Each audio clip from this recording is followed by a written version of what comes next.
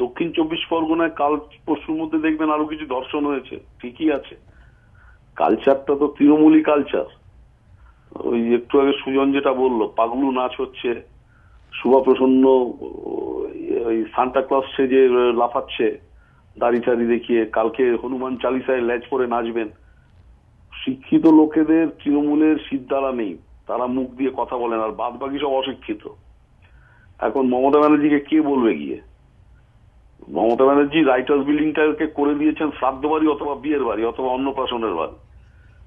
নয় ফুলের মালা চলছে জন্মদিনে, নয় মৃত্যু দিনে। এই তো রাইটার্স থেকে অ্যাডমিনিস্ট্রেটিভ বিল্ডিংটাকে করে ফেলেছেন এই অবস্থায়। নাচ গান, এর আগে শাহরুখ খান এসে কপালে মাথায় মানে ব্রহ্মতালুতে চুমু খেয়ে গেছে। তো এখন করবেনটা কি? অ্যাচিভমেন্ট হলো অমিতাভ আর শাহরুখকে এক স্টেজে এনেছি, যেখানে বাংলার সৌমিত্র চট্টোপাধ্যায়, মৃণাল সেনেরা সরে তাদের ডাকা, মানে তারা হাজির নয়। এই কালচার শুরু হয়েছে, কিছু করার নেই। আমি খুব খারাপ কথায় বলতে গেলে ছোট লোক কালচার।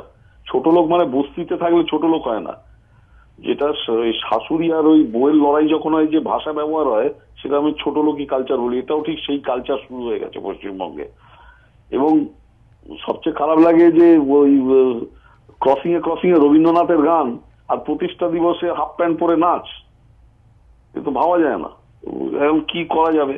মমতা ব্যানার্জি চিরকালই প্লেইং টু দি গ্যালারি। খারাপ লাগছে এই কারণে, ভদ্রমিলার জন্য, যে এত দিনে অল্টারনেটিভ কালচার বলে তিনি সিপিএম কে সরিয়েছেন 34 বছরের শাসনে। আর অল্টারনেটিভ কালচার শ্মশান থেকে শ্মশানকালীতে পরিণত হবে তো কেউ চাই না আমরা। ওই তো শ্মশানকালী হয়ে যাচ্ছেন। এই কাদের নিয়ে করছেন? এবং এইসব এলিমেন্ট নিয়ে একটা পার্টি করা যায়? 2016 সালে এরম চললে তো অন্য দল চলে আসবে, সিপিএম বাই ডিফল্ট চলে আসবে। যেমন 1980 সালে বাই ডিফল্ট ইন্দিরা গান্ধী ফেরত এসেছিল জনতা দলকে সরিয়ে।